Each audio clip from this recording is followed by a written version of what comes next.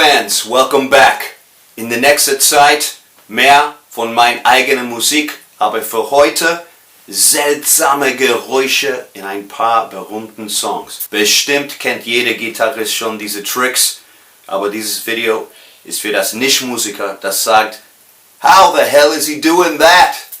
So let's get into it. Auf Rebel Yell von Billy Idol, du hörst in der Mitte von der Solo ein komisches Geräusch, das ist ein Ray-Gun. Der Gitarrist ist Steve Stevens und er hat auf die Platten einen Synthesizer benutzt. Und heute im Tag, er hat echten Spielzeug Ray-Guns auf die Bühne.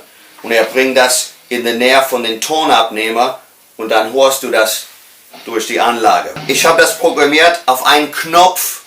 Wenn ich das drücke, geht direkt zum Ray-Gun Geräusch und dann wieder zurück. In der Mitte von der Solo, ich höre auf zu spielen und ich drücke das Ray-Gun.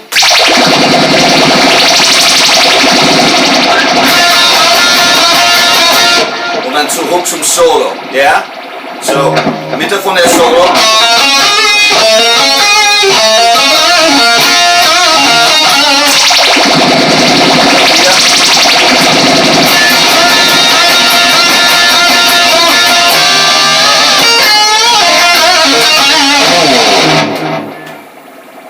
And that's the Rebel Yell Ray-Gun Trick. Die nächste seltsame Geräusch ist von Killing in the Name of bei Rage Against the Machine.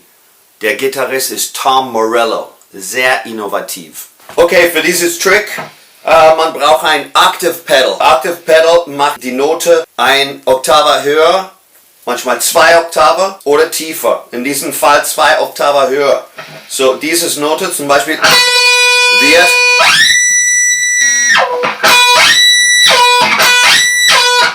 ohne das, die Muster ist ganz leicht, ist einfach.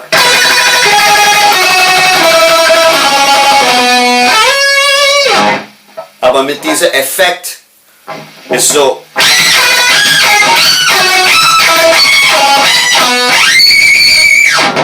So, as you can see, alles liegt auf das Oktave-Pedal.